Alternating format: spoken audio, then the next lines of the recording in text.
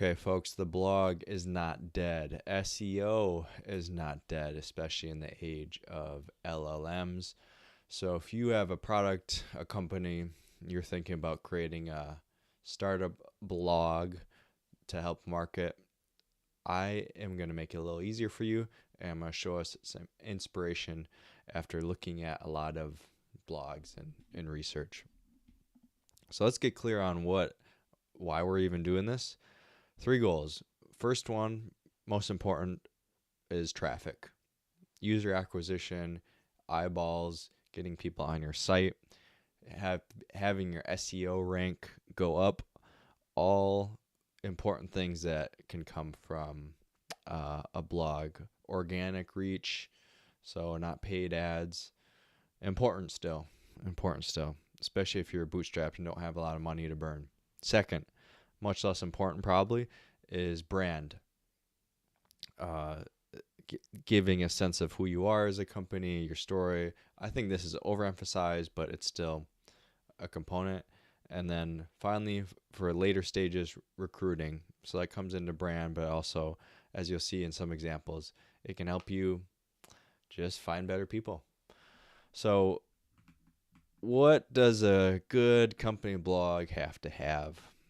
I tried reducing this to the basics. Here are the basics. It has to be hosted on /blog, or it could be /article, articles, could be /templates, /inspiration, depending on your product, but not blog.yourapp.com, not articles.yourapp.com. Apparently, this is just a lot better for SEO to have it on the same domain. That's why everyone does it. Having it on separate domains splits your domain authority, which affects your SEO. Simple as that. It's got to be on your site.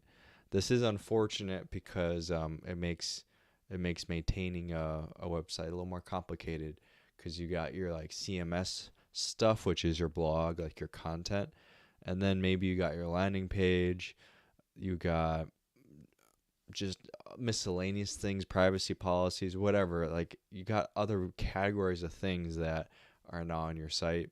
You have an index page for the blog, which is probably just going to be more visual. It adds complexity. So I think there are some ways to get around this, but from what I'm seeing, the SEO benefits, which is the main goal, right, are just clear that it's got to be on your domain. That's kind of a big deal. Second thing you got to have are, sticking with the goal of SEO friendly content, meaning listicles.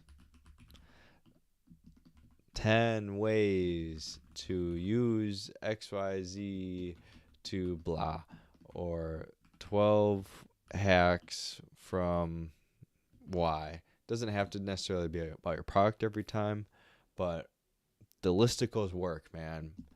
And yeah, as humans, you might not click them as much, but you'll skim them, and it has a very easy call to action or way to sneak in your product as number 7 of 12, right? Everyone's doing this.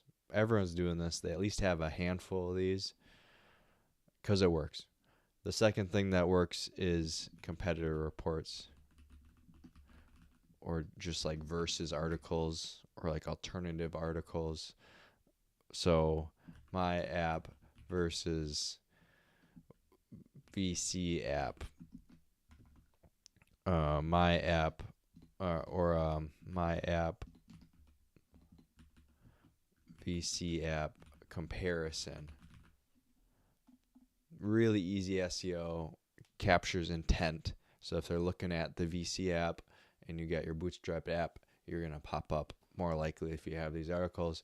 These two things are kind of like you can just add them once and then hopefully add your own kind of style to the blog, like we'll see in the examples. Speaking of style points, so basics are, it's got to be on your site, not a different site. And you got to have some listicles and some competitor reports. That's all I'm saying for what you got to have. Okay. Style points are interesting. Like, there's a lot of actually room for creativity here. Let's talk about some ways. You can have imagery, consistent imagery, so it feels like it's all the same thing. You can have like on-brand articles, or I'll say tangential. So you got your listicles, you got your SEO stuff, but then you have some feature articles that just like feel like you. You have some maybe videos that, you know, took a little more time and effort, but it's like, it's you. It's a showcase. It's more than just SEO traffic. This is like one for them, one for y'all idea. What else? Tag pages. This is more of a fundamental, but if you have a good amount of tags, but not too many, that's overwhelming, and you can click into the tags, great. A newsletter, integration. So over here, these are just static sites, and that's kind of it. They're not really like living beyond that. But if you can have a way to get people to want to opt in to getting your content in the future, that's great. And if you can find a way to mesh that in with your site, even better, without having it being super complicated to maintain.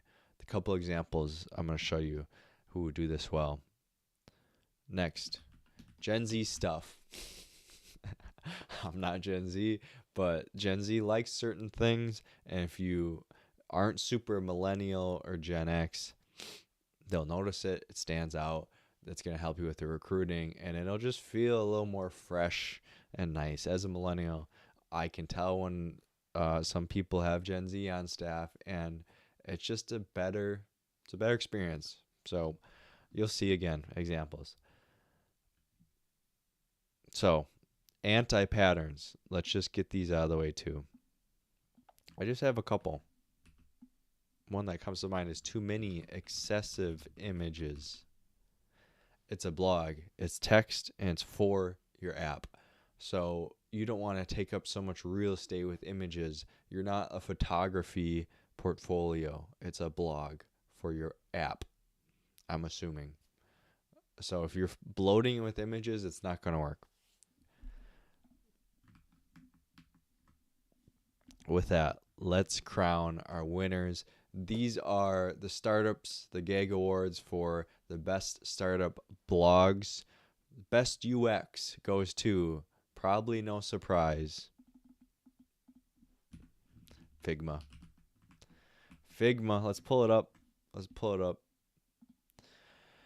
Figma feels alive. Transition, animation, typography's on point everywhere. It's just very engaging. It's got a hero section. It feels like a landing page. It basically is. We have just different heights of the blogs, but it all kind of works together in this collage. We have videos, the colors. Even though the vlogs themselves are very different, the images kind of feel like Figma. Look at this. We got this bold quote. It's just beautiful. And then I scroll down, and it's got the subscription. My email's like in a nice, it's just, I don't have to explain more. This is a beautiful, beautiful site. Shout out Figma. Nice job. Most prolific. Let's see what the most prolific blog is. In this term of prolific, I mean like they crank out a lot. Like they just do this well. They're not the best at any one dimension, but they just crank out a lot. And I know you've seen these blogs before. It is from Zapier. Zapier's just like the king of SEO here. You talk about the Versus articles, that's here. Or like any integration, they have a blog for it. They have just so much. They have layers and layers of tags and tips, just because the sheer volume. Just look at the case studies. Actually, there's just 2 pages of case studies, but I bet if we go to productivity, let's look at their productivity tips. Over 10 pages of productivity tips. Like, yeah, who even knows how many pages? It just, okay, 15 for that one section. They just committed, and now they're everywhere, and they're not going anywhere, even though other upstarts like N8N are kind of doing similar things. Like, these guys are just king of SEO right now because they've cranked out so much. And to their credit, it doesn't feel like a total hodgepodge, even though they have a lot of different posts from many, many years. They're consistent on the colors and generic icons, but volume for sure. Next, best corporate blog. And by corporate, I mean like a later stage company. That goes to Asana. Asana just does it all well. It feels like a grown-up place to work. So if you're in your 30s, 40s, 50s, and you're like, I want to work at a big boy company and be like kind of cushy and feel like an adult, you go to Asana's page and you're like, oh, these are my people. Colors, brand, they are sneaking it in under this site called Inside Asana, but it is a blog. They just won't call it /blog. It feels a little more refined, I think, when it's not just called /blog. And it makes sense when it's not like a newsletter integration to call it something a little more on brand. Their content is a lot of recruiting based. You know, this is a great place to work. And then we had some Gen Z content up here, day in the life. Here's a young data scientist with her own YouTube channel integrated, talking about how it is, candid photos. It screams like, hey, we're grown-ups, work here. And as a later stage company who already has product market fit and just good fundamentals, this is perfect for them. Next award, best integrations. By that I mean blog, newsletter, landing page. How to make them work in harmony. This goes to PostHog. Let's look at how they do it. PostHog is an analytics company. I'm a huge fan, man. They're like a big company. They're a unicorn that feels like a startup still. That's so hard to do. Here we are at /blog. So their whole landing page is like this emulator of kind of like an old school retro desktop. And then in the blog section, we have a window and we have tags you can filter here. And then the actual articles here, it pops up in this window. But even though it's like a different UX, it feels like it's all part of the landing page. However, they know this isn't for everyone, and to get the most distribution, they opted for a blog that is more thematic. So it's not just, hey, work at PostHog. It's like, here's 32 things we learned, listicle, okay? It's more pulling back the curtain about, here's how we're running our company. Here's why we're doing our website like this. Here's like a product feature deep dive. So it's a lot of stuff. It's a collage of different themes, and they do fit it under one concept though, which is product for engineers, I believe. So if you go to newsletter.posthog.com, you'll see this is a Substack page actually that they hooked up with their domain, but this is all run by Substack, and it's basically the same content, but this is like a landing page, a place for strangers on the internet who have no idea who PostHog is and don't care about their fancy landing page. They find this and they're like, oh, product for engineers. I'm a product guy. I'm an engineer guy. Maybe I'll check out some articles. I like it. Then they see, ooh, made by PostHog. They say, ooh, there's hedgehogs everywhere. Maybe this is actually run by a company, not there's an individual. There's an about page with a little more about the company with links to it. So then it sends you over to posthog.com from the landing page, from the Substack landing page.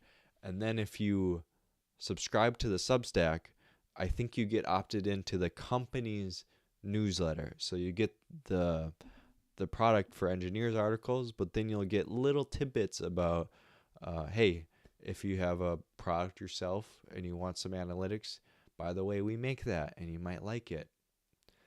So they're melding these ways to attract people, to give them value, to funnel them into their product without being too heavy-handed about it. And having looked into this is not like a trivial thing to set up this workflow, because Substack doesn't integrate super well with other products, except for the ones that they explicitly want.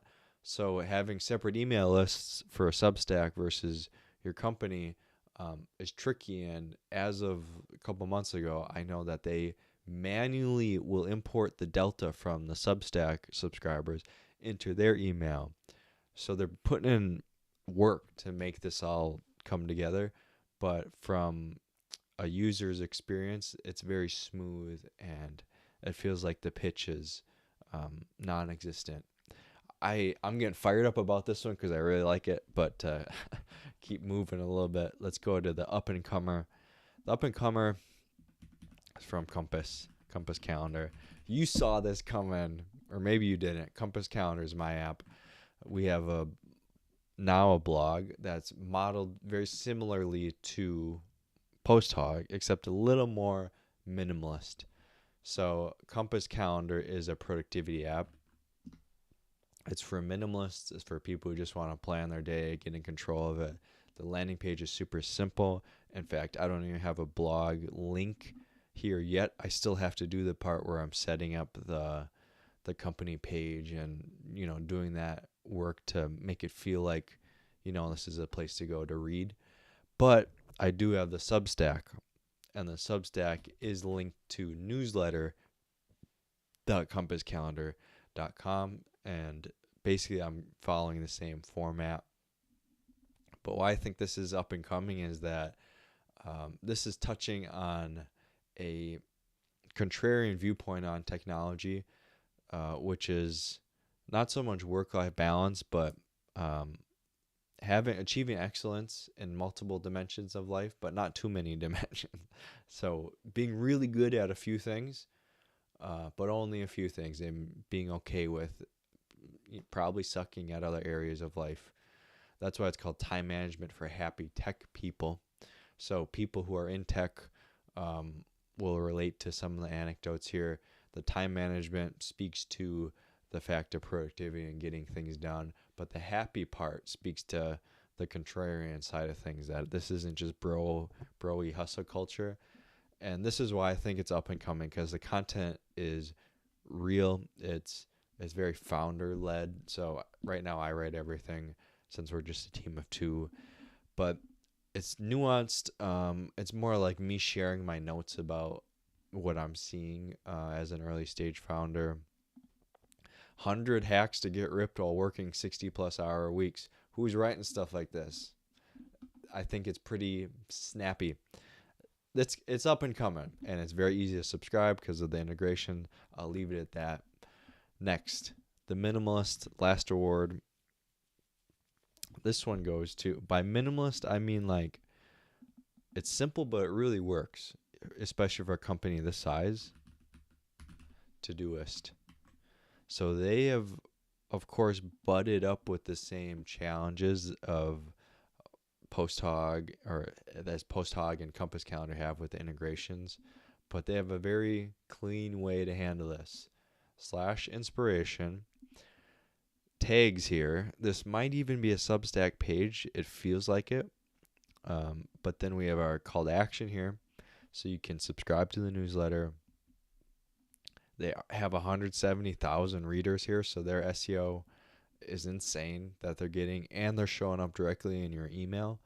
So this is an amazing funnel. But look, like these are all on brand.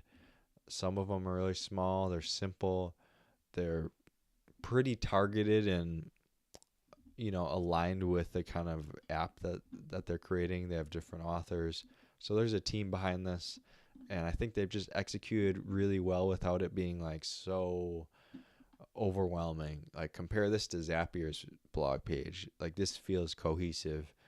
Um, so I feel like they're getting really good bang for their real estate here. Yeah, look, they're even just redirecting you to the Substack to subscribe. Simple. I love that. I might even take some inspiration, simplify mine a little more to follow this kind of a pattern.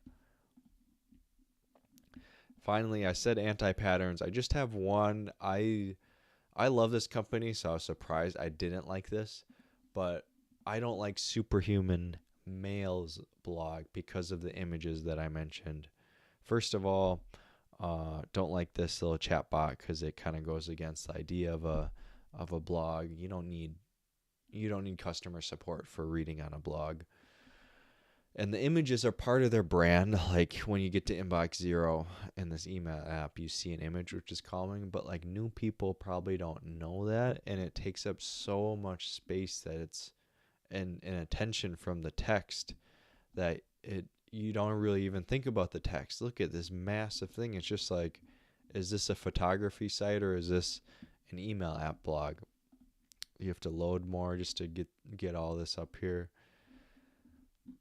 Could be personal preference, but I think this could be a lot better if the images were maybe just embedded in the posts and you could see a little more about what's going on here. And yeah, they did get acquired recently. So look, they have a sales page. Actually, no, that's for their customers. Sorry, sales is good because they're marketing a lot to sales professionals. So that's all good. I'll take it back. It's just the images I don't like. So summary, hosted on blog or / something on your main site. Listicles and competitor reports for sure. A lot of ways you can style it to make it like your own. I think for me, what I'm optimizing for aside from SEO and brand is just publishing and having like an intimate relationship with my early users, which is why I prioritize the newsletter integration as part of it so that I can just be one reply away from you. If you would like to be part of that crew, you know what to do, newsletter.compasscalendar.com. If you want to just hang out on here and watch the next video, subscribe, and I'll see you next time. Thank you.